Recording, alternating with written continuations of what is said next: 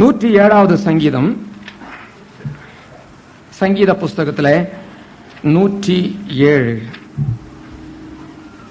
23 இருந்து வாசிக்கிறேன், கேளுங்க. கப்பல் ஏறி கடல் யாத்திரை பண்ணி திரளான தண்ணீர்களிலே தொழில் செய்கிறார்களே, அவர்கள் கர்த்தருடைய கிரியைகளையும் ஆழத்திலே அவருடைய அதிசயங்களையும் காண்கிறார்கள். அவர் கட்டளையிட பெருங்காற்று எழும்பி அதன் அலைகளை கொந்தளிக்க பண்ணும். அவர்கள் ஆகாயத்தில் ஏறி ஆழங்களில் இறங்குகிறார்கள். அவர்கள் ஆத்துமா கிளேசத்தினால் கரைந்து போகிறது. வெறித்தவனை போல் அலைந்து தடுமாறுகிறார்கள். அவர்களுடைய ஞானமெல்லாம் முழுகி போகிறது. அப்பொழுது தங்கள் ஆபத்திலே அவர்கள் கர்த்தரை நோக்கி கூப்பிடுகிறார்கள். அவர்கள் இக்கட்டுகளுக்கு அவர்களை நீங்களாக்கி விடுவிக்கிறார். கொந்தளிப்பை அமர்த்துகிறார். அதன் அலைகள் அடங்குகிறது. அமைதல் உண்டானது நிமித்தம் அவர்கள் சந்தோஷப்படுகிறார்கள். தாங்கள் நாடின துறைமுகத்தில் அவர்களை கொண்டு வந்து சேர்க்கிறார். வசனங்கள் சொல்லும் போது வசனங்களை எடுத்து உதவி செய்வதற்கு யாராவது சகோதரிமார் சகோதரி இங்க வந்து உட்கார்ந்தால் நன்றாயிருக்கும். நீங்க தான் வாங்கல உட்காரு. சரி, இங்க வாசிக்கப்பட்டது ஒரு சின்ன கதை மாதிரி இருக்குது பாத்தீங்களா? இந்த 107ஆம் சங்கீதத்துல 23வது வசனத்துல நீங்க வாசிக்கும் போது ஒரு சின்ன குட்டி கதை எழுதின மாதிரியே இருக்குது. கப்பல் ஏறி போனாங்களாம். திடீர்னு நடுக்கடல்ல கொந்தளிப்பு வந்துச்சான், புயல் அடிச்சுச்சான். உடனே எல்லாரும் கஷ்டப்பட்டிருக்கிறாங்க. ஆனா கடவுள் வந்து அந்த புயலையும் கொந்தளிப்பையும் அடக்கி எந்த இடத்துக்கு போய் சேரணுமோ அந்த இடத்துல துறைமுகத்துல போய் கொண்டு போய் சேர்த்தாராம். ஒரு குட்டி கதை பாருங்க, இந்த சங்கீத புஸ்தகத்துல நம்ம பார்க்கிறோம். கப்பல் பிரயாணம் பண்ணி போகிற சமயத்துல என்னெல்லாம் தயாரா இருக்கணும்ன்றதெல்லாம் நமக்கு எல்லாருக்கும் தெரியும். சும்மா சாதாரணமா எடுத்தோன்னு புறப்படாது. 4 நாளைக்கு 5 நாளைக்கு கடந்தா இன்னொரு துறைமுகத்துக்கு போய் சேரும்னாக்கா இந்த 4 நாளைக்கு வேண்டிய ஆகாரம் இருக்குதா, தண்ணி இருக்குதா, மெஷின் எல்லாம் கரெக்டா இருக்குதா, இதெல்லாம் செக் பண்ணி பார்த்ததுக்கு பிறகுதான் பிரயாணமே ஆரம்பிக்கப்படும். அதே மாதிரிதான் இந்த கப்பல் பிரயாணப்பட்டு தான் போச்சு. எல்லாம் ரெடியா இருந்துச்சு. கப்பலை நடத்துகிற அந்த கேப்டன் இருக்காங்களே மாலுமி, இவங்களும் சாதாரண ஆளுகள் இருக்க மாட்டாங்க. ரொம்ப புதுசா வர்றவங்களே எடுக்க மாட்டாங்க. ரொம்ப நாள் அந்த கடல்ல பிரயாணம் பண்ணி அனுபவப்பட்டவங்களை மாத்திரம்தான் அதுல பிரயாணத்துக்கு அனுமதிப்பாங்க. அப்படிப்பட்ட ஒரு நல்ல ஒரு பழக்கமுள்ள மாலுமி தான் இப்ப நடத்திட்டு போறாங்க. ஆனா திடீர்னு என்னாச்சு, கொஞ்சம் தூரம் போன உடனே பயங்கரமா கடல் கொந்தளிக்க ஆரம்பிச்சிருச்சு. பெரிய காற்றுகள் வீச ஆரம்பிச்சிருச்சு. இப்பதான் என்ன செய்யறதுன்னு தெரியல. சாமானத்தெல்லாம் தூக்கி தண்ணியில போட்டு பாக்குறாங்க. ஆனா கடல் கொந்தளிக்கிறது நிக்கவே இல்லை. அப்பதான் கடவுளை நோக்கி எல்லாரும் விண்ணப்பம் பண்றாங்க. அந்த கேப்டன் செய்ய வேண்டியதெல்லாம் செஞ்சு பார்த்துட்டான்.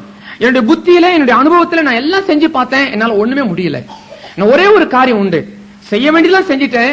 ஆனா இந்த கடலையும் இந்த கொந்தளிப்பையும் இந்த காற்றையும் உண்டாக்கின ஒரு தேவன் உண்டல்லவா, அவர் ஒருத்தர் தான் இதுக்கு முடிவு செய்ய முடியும். ஆகவே நாம் எல்லாம் சேர்ந்து அந்த கடவுளை நோக்கி விண்ணப்பம் பண்ணலாம்னு சொல்லி எல்லாம் கடவுளை நோக்கி விண்ணப்பம் பண்ண ஆரம்பிச்சாங்க. தேவன் அந்த சத்தத்தை கேட்டார். தன் மக்கள் வேதனைப்படுகிறத பார்த்து அவருக்கு சகிக்க முடியல. அவர் ஓடி வந்து காற்றையும் கடலையும் அடக்கி அவங்களை கொண்டு போய் பத்திரமா கொண்டு போய் சேர வேண்டிய இடத்துல கொண்டு போய் சேர்த்தாராம். நாம கூட சேர வேண்டிய ஒரு இடம் இருக்குது, போய் சேர வேண்டிய ஒரு இடம் இருக்குது. அந்த இடத்துல போய் சேரத்துக்குள்ள இந்த உலக வாழ்க்கையில எத்தனை புயல், எத்தனை கொடுங்காற்று, எத்தனை கொந்தளிப்பு சகிக்க முடியல. பாத்தீங்களா? எத்தனை பேர் சொல்றாங்க, ஐயோ என் வீட்டுல கொந்தளிப்பு தாய்க்க முடியலீங்க, என் வீட்டுல புயல் அடிக்குது, என்னால சமாதானமா இருக்க முடியல.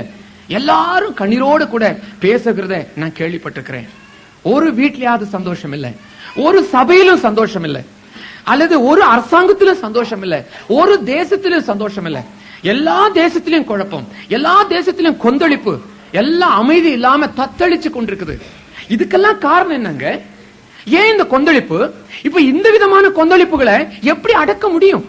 கடல் கொந்தளிப்பு தேவன் வந்து அடக்கினாரு. ஆனா இந்த உலகத்திலும் சபையிலும் வீட்டிலும் காணப்படுகிற இந்த கொந்தளிப்புகளை யார் அடக்க முடியும்? அதுக்கும் தேவாதி தேவன் வந்தாதாங்க முடியும், வேற வழியே கிடையாது. இந்த உலகத்துல என்னெல்லாம் புது புது பிளான் போட்டாலும் சரி, ஒரு காரியத்தை செய்ய முடியாது. கடவுளா பார்த்து இறங்கி இந்த உலகத்துக்கு சில மாற்றங்களை உண்டு பண்ணாதான் முடியும். அப்ப அதுக்கு என்ன செய்யலாம் பார்க்கலாம். அதுக்கு என்ன செய்யலான்ற பின்னாடி உள்ள காரியத்தை நம்ம பார்க்கலாம். இப்போ இந்த கடல்ல அகப்பட்ட சில படகுகளை குறிச்சு இன்னைக்கு ராத்திரி நாம் தியானிப்போம். எத்தனை படகுகளை பார்க்க முடியுமோ எனக்கு தெரியல. குறிக்கப்பட்ட அந்த நேரத்துக்குள்ள சில படகுகளை குறிச்சு மாத்திரம் பார்த்துட்டு நம்ம ஜபத்துக்கு நம்ம போகலாம்.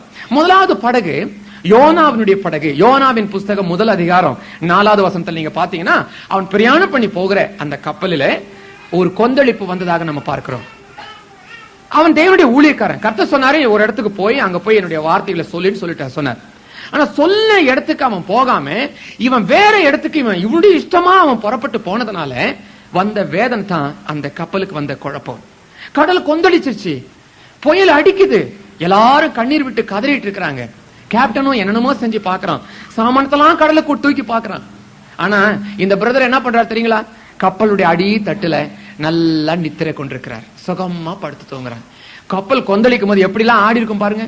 இப்படி ஆடும், இப்படி ஆடும், அப்படிலாம் கீழே ஆடுற சமயத்தெல்லாம் கால் உழுகும், கை உழுகும், உடம்பு கீழே துபியில உழுகும்.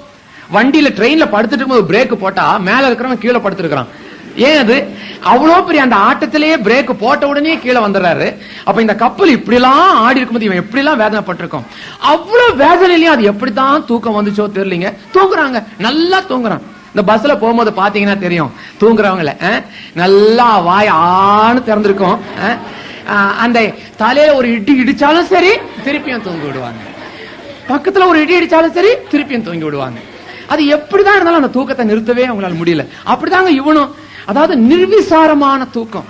இடிச்சா தனக்கே வேதனை வந்தா கூட அவனுக்கு கவலை இல்லை, மத்தவங்க வேதனைப்பட்டாலும் கவலை இல்லை, நிர்விசாரமான தூக்கம். அப்படிப்பட்ட ஒரு தூக்கத்தை அவன் தூங்கிட்டு இருக்கிறான். இங்க ஜனங்க கண்ணீர் விடுறாங்க, இன்னும் கொஞ்ச நேரத்துக்குள்ள எல்லாருமே அழிந்து போவோம்னு கண்ணீர் விடுறாங்க.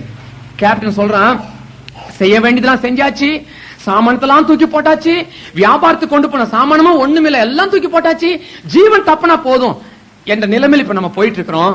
ஆனா இப்போ எல்லாம் செய்ய வேண்டி செஞ்சாச்சு, இனி ஒரு நிலைமை இல்ல, ஒரு காரியம் நம்ம செய்யலாம்.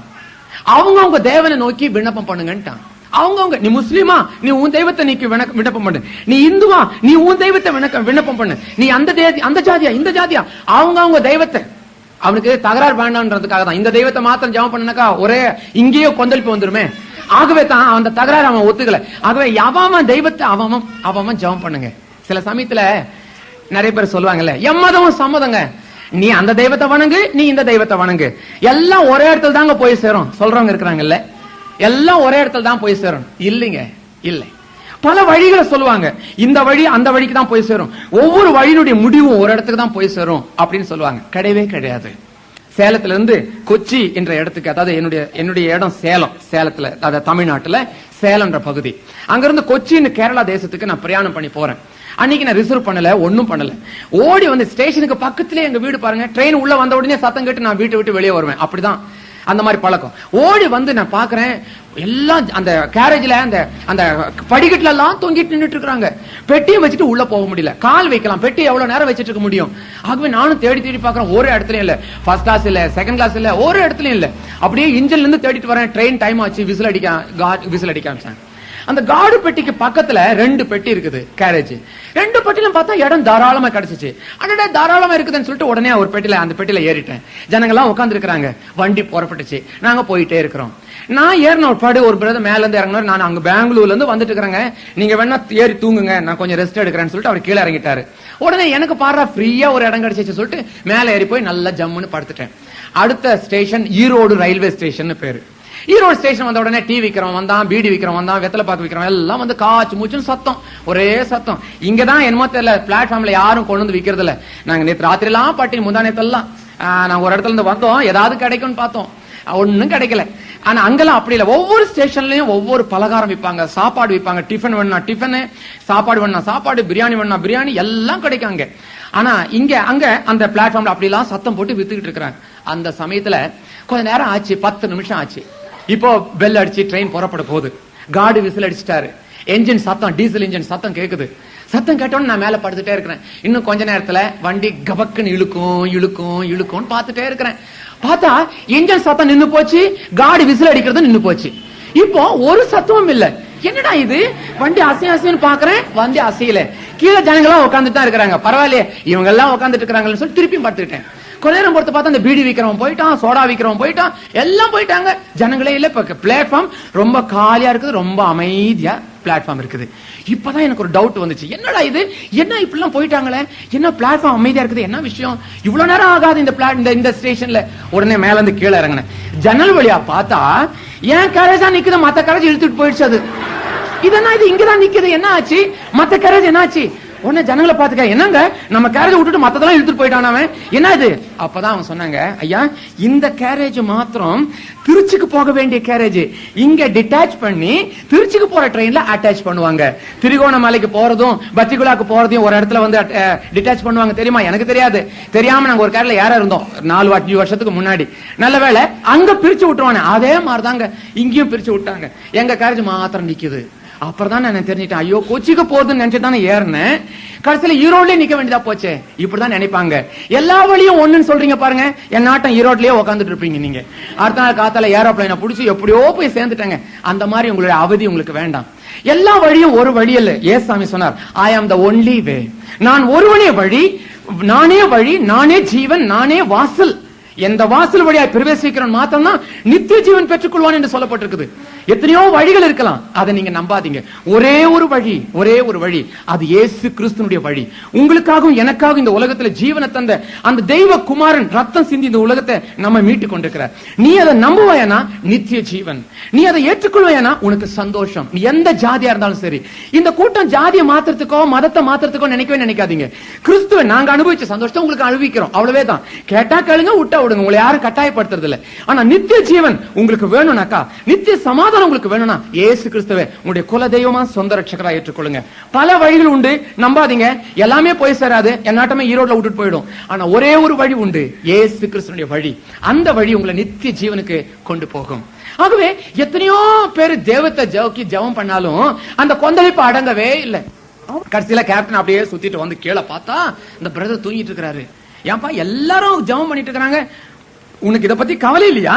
இப்பதான் உனக்கு சந்தேகம் வருது, நீ யாரு, எந்த ஊரு என்னெல்லாம் கேக்குறாங்க. விவரத்தை பார்த்த உடனே இவனும் நிலைமையை புரிஞ்சிட்டான். நல்ல ஒரு உண்மையான ஊழியக்காரன் பாருங்க, தவறு செய்தா கூட ஒத்துக்கிறான். உடனே ஒத்துக்கொண்டு தன்னுடைய தவறை ஒத்துக்கொண்டு, நான் தான் இதுக்கு காரணம் சொல்லி உடனே என்ன கடலை தூக்கி போட்டுருங்க, இந்த கொந்தளிப்பெல்லாம் நின்னு போயிடும், இந்த தப்பிதத்துக்கு நான் பொறுப்பெடுத்துக் கொள்றேன், தண்டனையை நான் அனுபவிக்கிறேன் சொல்லி பொறுப்பெடுத்துக் கொண்டான். உடனே என்ன ஆச்சு? கொந்தளிப்புகள் நின்னு போச்சு. எத்தனை பேர் இந்த உலகத்துல ஜெபம் பண்ணாலும் சரி, கர்த்தர் பிள்ளைங்க ஜெபிச்சா மாத்திரம் தாங்க மாற்றம் ஏற்படும். எப்படியோ எப்படி கூட்டங்கள் நடத்தினாலும் சரி, நீ ரட்சிப்பின் அனுபவத்தை பெற்றுக்கிறனாக்கா இந்த ஊருக்கு ஒரு மாற்றம் வேணும், உன் சபைக்கு ஒரு உயிர்மீட்சி வேணும், உன்னுடைய இந்த ஊருக்கு மத்தியில கிறிஸ்துவனுடைய நாமம் மகிமைப்படணும்னாக்கா கிறிஸ்தவங்களுக்கு தேவனோடு கூட ஜெபிக்கணும். கிறிஸ்துவை ஏற்றுக்கொண்டவங்க. அந்த ஜெபம் இல்லாத வரைக்கும் எந்த மாற்றம் நடக்க போறதில்லை. இன்னைக்கு எப்ப பார்த்தாலும் தர்தர ஜபம் இருக்குது பாத்தீங்களா? உங்களுக்கு தெரியுமா தர்தர ஜபம், பிச்சைக்கார ஜபம்? என்ன ஆசை, என் பொண்டாட்டி ஆசை, என் பிள்ளைங்களை ஆசை, இதே சொல்லிட்டு இருக்கான். அதுக்குதான் பேர் தர்தர ஜபம் பேரு. மத்தவனை பத்தி அக்கறையே கிடையாது. அவன் எப்படி போனா நமக்கு என்ன? இதே திருகோணமலை எவன் நாசமா போனா நமக்கு என்ன? எவ்வளவு பாவத்தை ஜீவிதம். என் புள்ள நல்லா இருக்கணும், என் புருஷன் குடிக்காம இருக்கணும், மத்தவனை பத்தி அக்கறை இல்லை. அப்படிப்பட்ட நிலைமை நமக்கு கூடாது. உண்மையான விசுவாசியா இருந்தனா உன்னுடைய ஜபத்தின் நேரம் அதிகமா இருக்கணும். மத்தவங்களுக்காக ஜெபிக்கிற உன் ஜெப நேரம் குறைஞ்சிச்சுன்னா என்ன அர்த்தம் தெரியுமா? நீ உனக்காக தான் ஜெபம் பண்ணிருக்கிற, மத்தவங்களுக்கு ஜெபம் பண்ணலன்னு அர்த்தம். ஜெப நேரம் அதிகமாச்சுன்னா நீ மத்தவங்களுக்காக ஜெபிச்சிருக்கிறன்னு அர்த்தம். நீ ஜெபிக்கிற வரைக்கும் இந்த திருகோணமலையில ஒரு மாற்றம் ஏற்படாதியா.